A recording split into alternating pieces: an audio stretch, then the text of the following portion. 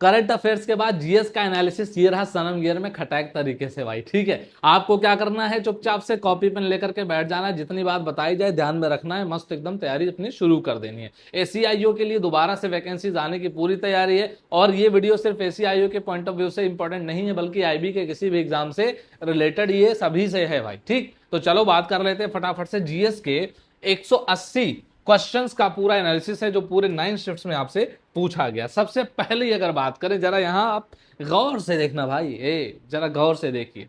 गौर से कैसे देखेंगे, एक बड़ा पिक्चर, फिर आपको बोलूंगा टॉक्सिक दिखाने नहीं लाया हूं, आपके लिए लेके आए बड़ा पिक्चर। क्या सब्जेक्ट्स क्या थे सर, तो बात करें sir history, polity, economy, geography, environment, art and culture, government schemes, agriculture और सोसाइटी। ये 9 टॉपिक से क्वेश्चंस पूछे गए। लेकिन आपको भी पता है सर क्या, कि ये 4 टॉपिक काफी इंपॉर्टेंट हमारे लिए हैं। ये 4 सर 47 वेट कुड़ीदा, बताओ भाई 47 वेट कुड़ीदा, मतलब 47 क्वेश्चंस तो हिस्ट्री से पूछ लिए गए, मतलब हिस्ट्री का वेटेज अच्छा खासा देखने को मिल रहा है, ठीक है। सोसाइटी से भटकिए मत, सोसाइटी में 2 सवाल पूछेगा तो क्या ही मेहनत करने जाएंगे, 3 सवाल एग्रीकल्चर पर पूछेगा तो वो सब राम भरोसे हिंदू होटल चल रहा है भाई, अल्लाह ही मालिक है इन सब का, तो ठीक है। मतलब इन पर बहुत ज्यादा डिपेंड हम नहीं हो सकते, लेकिन कहां डिपेंड हो सकते हैं भैया, हिस्ट्री पे दबा के 47 क्वेश्चंस आ गए, पॉलिटी के 42 आ गए, इकोनॉमी से 33। देखो करंट अफेयर्स में भी इकोनॉमी हवाबाजी, और भैया जीएस में भी इकोनॉमी की हवाबाजी रुक ही ना रही भैया, क्या इकोनॉमी, ठीक है। अच्छा सर 30 क्वेश्चन जियोग्राफी से, आप समझो कि ये सारे मुद्दे, ये सारे टॉपिक कितने इंपॉर्टेंट। और एनवायरमेंट का क्वेश्चन वहां पर भी था, यहां पर भी है, तो इससे भी रिलेटेड रहेगा। और आर्ट एंड कल्चर तो आपने पढ़ ही रखा होगा, बट फिर भी जिस तरीके से आपकी तैयारी कराएंगे, जिस तरह से पढ़ाया, ठीक है, नौकरी लगाई भी उसी तरीके से, समझ गए, तो यही चलेगा अपना माहौल। चलो तो बात करते हैं, तो 84% लगभग आप पाओगे कि sir 84% of the GS paper came just from 4 subjects, and that are what, history, polity, economy and geography. Main जो सब्जेक्ट्स हैं वहां से 84% क्वेश्चन पूछ लिए गए भाई, ठीक। ठीक है सर, आगे बढ़ जाते हैं। आगे चले तो पता चला सर पॉलिटी से सवाल आए कहां से, क्योंकि मेन क्या है, पॉलिटी इतनी बड़ी तो है नहीं कि सर 4 पन्ना पलटे, polity is done I am ready, नहीं सर। देखो भाई, सबसे पहला राइट तो हमारा फंडामेंटल राइट बड़ा इंपॉर्टेंट है, इसीलिए वहां से दबा के question DPSP, fundamental fundamental duties और डीपीएसपी पर भी क्वेश्चन पूछे गए। तो फंडामेंटल राइट्स पर क्वेश्चन पूछे गए, डीपीएसपी पर क्वेश्चन पूछे गए, फंडामेंटल ड्यूटीज पर भी क्वेश्चन पूछे गए। तो अगर राइट्स की बात हुई है तो वहां पर ड्यूटीज की भी बात हुई, इसका मतलब कि ये दोनों ही बहुत इंपॉर्टेंट पॉइंट्स हमारे लिए रहे हैं, ठीक है सर। डीपीएसपी भी एक काफी इंपॉर्टेंट मुद्दा है, तो इसीलिए ये 3 टॉपिक काफी इंपॉर्टेंट है, सबसे टॉप प्रायोरिटी में रहे, ठीक है सर। इसके बाद ही आप पाओगे कि सर इसके बाद पार्लियामेंट सबसे इंपॉर्टेंट, ज्यादा क्वेश्चंस यहां से आए पार्लियामेंट से, कि 0 आवर उससे रिलेटेड, कमेटीज वगैरह से रिलेटेड, प्रेसिडेंट से रिलेटेड, वाइस प्रेसिडेंट से रिलेटेड, इन सब से मतलब फैक्ट्स ज्यादा पूछे गए। बात करें सर जुडिशरी की, तो जुडिशरी का तो एकदम बढ़िया इंपॉर्टेंट सवाल पूछा गया, सुप्रीम कोर्ट, हाई कोर्ट और जुडिशियल रिव्यू से रिलेटेड क्वेश्चन देखने को पॉलिटी में मिले, ठीक है सर। बात करें गवर्नेंस की, तो सर पंचायती राज और हाँ ई ग्राम स्वराज, इनसे रिलेटेड क्वेश्चन पूछे गए। तो कहीं ना कहीं ये करंट के मुद्दे में भी ये रहा होगा स्वराज वाला, शायद इसलिए। बाकी पंचायती राज तो हमारा पुराना है ही मुद्दा, ठीक है। तो आप ये मान के चलो कि लगभग लगभग 40 क्वेश्चंस इन्हीं सभी टॉपिक में से मिला करके पूछे गए। इसका मतलब मल्टीपल शिफ्ट्स में इन्होंने इसको टारगेट पर रखा और अलग अलग टाइप के क्वेश्चन यहां से बनाए। आगे बढ़े अगर सर, चल लीजिए जरा आगे भी चल लीजिए। तो हिस्ट्री की बात करो, लियो भैया हिस्ट्री का आपका 47 वेट को इधर लेकर के आ गए। 47 क्वेश्चन पूछा कहां से भैया, बोला कि चलो पहले एंशियंट में चल लेते हैं। 15 क्वेश्चंस आपसे कहां से पूछे गए, एंशियंट हिस्ट्री से पूछे गए। हड़प्पा को पकड़ा भैया, मौर्यन, देन गुप्ता, पाला, नालंदा, शोका, शेरशाह, मेगस्थनीज। आप मुझे बताओ किस में से क्या बात नहीं जानते, सारी बातें आप जानते थे। इसका मतलब हिस्ट्री पर अगर हम रिले करें थोड़ा सा रिवीजन करके, बस प्रैक्टिस के बेस पर, तो कहीं ना कहीं इसको चैप्टर वाइज पढ़ने की जरूरत नहीं है, इन सब के क्वेश्चंस आंसर्स करने की जरूरत है, जो रिवीजन आपका करा देगा बेहतरीन तरीके से। इस पर आपको बैठ के चैप्टर वाइज पढ़ने की जरूरत नहीं है, अगर आपने कभी भी इनको एक बार पूरा पढ़ा है तो।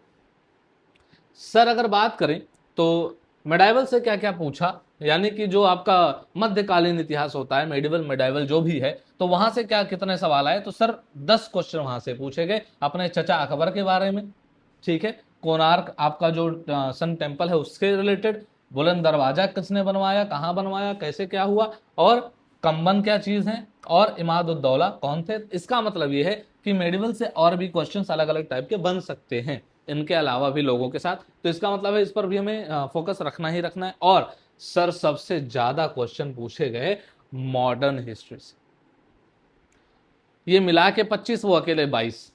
अब ये सारे कितने इंपॉर्टेंट हैं, क्यों पूछा गया होगा मॉडर्न से, और सबसे ज्यादा इनसे रिलेटेड क्यों पूछा गया, आप जरा देखो। आर्य समाज, ठीक है, दयानंद सरस्वती जिसके क्या है, फाउंडर हैं, आर्य समाज, दांडी मार्च, और कोमागाता मारू, ठीक है, vernacular press, freedom movement, Tagore ji के बारे में, विद्यासागर जी के बारे में, ये सारी चीजें पूछी गई, ठीक। तो इतने सारे मुद्दे पूछे गए, 22 क्वेश्चंस तो यहीं से बना दिए गए। तो आप पाओगे कि सर हिस्ट्री का वेटेज 47 क्वेश्चंस का काफी बहुत ज्यादा रहा, और उसमें सबसे ज्यादा क्वेश्चंस पूछे गए मॉडर्न हिस्ट्री से। तो मॉडर्न हिस्ट्री पर हमारा फोकस सबसे ज्यादा रहेगा, उसके बाद हमारा फोकस एंशियंट इंडिया पर रहेगा, एंशियंट हिस्ट्री पर रहेगा, उसके बाद मेडिवल, ठीक है। आगे चलें सर, आगे भी बता दो कि सर ये जो इकोनॉमी से 33 क्वेश्चन पूछे गए, उसको मैंने डिवाइड किया है कितने भागों में, तो डिवाइड इनटू 1, 2 एंड 3, 3 पार्ट में इसको मैंने डिवाइड किया है। जो मैं समझ पाया क्या, कि सर एक तो बैंकिंग से रिलेटेड क्वेश्चन पूछा गया, कहां कहां से, सर आरबीआई, आरबीआई से रिलेटेड क्वेश्चन, रिवर्स रेपो, अब आपको पता है एक रेपो रेट होता है, एक रिवर्स रेपो, अब यहां पढ़ाने थोड़ी बैठे हैं, आपको समझा रहे बस खाली क्या क्या है, बेस रेट क्या होता है, एमएसएस क्या है, मतलब बैंकिंग से रिलेटेड हमको कुछ अच्छे अच्छे इंपॉर्टेंट मुद्दे तैयार करने हैं। ओके सर, बात करें अगर रिफॉर्म्स की, सर रिफॉर्म्स जो हुए थे, जो सुधार जैसे बैंकिंग में हुए, 1991 एलपीजी से रिलेटेड, इंडस्ट्रियल पॉलिसी क्या है, और कंपटीशन एक्ट क्या है, एमआरटीपी क्या है, इसका मतलब रिफॉर्म से रिलेटेड भी अच्छे खासे क्वेश्चन पूछे गए। और सर बजट में जो क्वेश्चन पूछे गए वो करंट अफेयर्स को मतलब बेस मान करके एक तरीके से, बाकी economic survey, GDP, PLFS, poverty, inclusive growth, बस, ठीक है। और बॉटम में आप ये जरा देखिए, 33 क्वेश्चंस यहां से टोटल पूछे गए हैं, 33 क्वेश्चंस, ठीक है। तो जहां तक मुझे याद है कि लगभग लगभग ये मान करके चलो कि सबसे ज्यादा क्वेश्चंस इसमें से जो पूछे गए हैं वो आपके पूछे गए हैं यहां से बजट और रिफॉर्म से, ठीक है। यहां से आप मान करके चलो लगभग 15 क्वेश्चन यहां से पूछे गए हैं, ठीक है। और लगभग लगभग लगभग मान के चलो आप 11 या 10 क्वेश्चन यहां से पूछे गए हैं, ठीक है। और अपने हो गए, और लगभग 7 या 8 क्वेश्चन यहां से पूछे गए हैं, ठीक है। तो आप ये मान करके चलो कि हमारा जो मोस्ट इंपॉर्टेंट मुद्दा है वो बजट से रिलेटेड रहने वाला है, देन रिफॉर्म्स भी इंपॉर्टेंट है, एंड देन बैंकिंग सेक्टर भी इंपॉर्टेंट है, ठीक है। तो आप यहां से आगे चलोगे और बात करोगे सर जियोग्राफी के बारे में बात कर लें।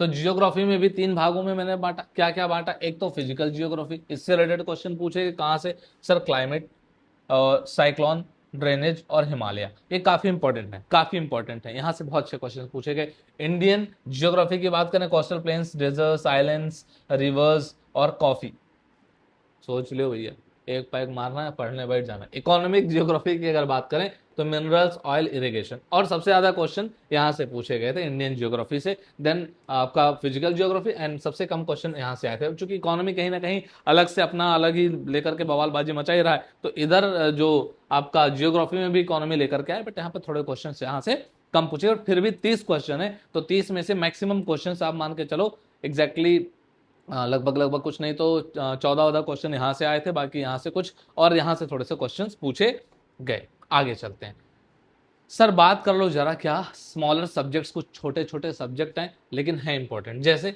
एनवायरमेंट से जो क्वेश्चन पूछे गए, 9 क्वेश्चन पूछे गए। एनवायरमेंट से कितने क्वेश्चन पूछे गए, तो आप बोलोगे सर एनवायरमेंट से 9 क्वेश्चन पूछे गए, ठीक है सर।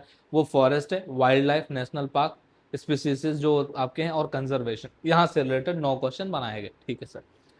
अब 9 क्वेश्चन बने, 9 शिफ्ट थे, इसका मतलब हर शिफ्ट में एक एक क्वेश्चन पूछा गया होगा।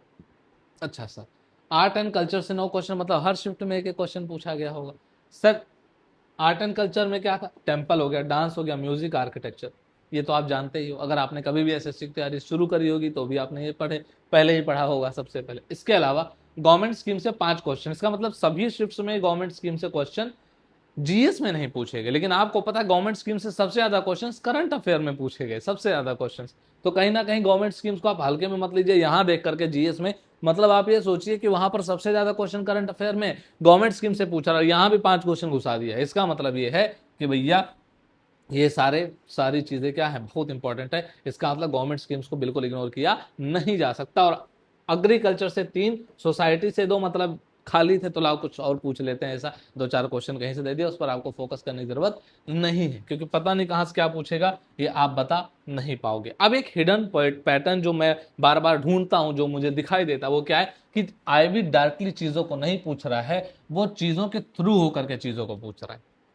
Statement, chronology, matching, articles, constitutional amendments, maps, reports. मतलब आप अगर सोचो कि सिर्फ फैक्ट पूछ लेगा तो नहीं, मतलब ये एसएससी का पेपर नहीं है। एसएससी का पेपर भी अब खैर लेंदी हो चुका है जीएस के मामले में, लेकिन बहुत ज्यादा फैक्ट पूछे जाते थे एसएससी में, अब फैक्ट्स पूछना बंद हो चुका है। आपको अंडरस्टैंडिंग टॉपिक की बहुत बेहतरीन तरीके से चाहिए होगी। ठीक है, आगे बढ़े।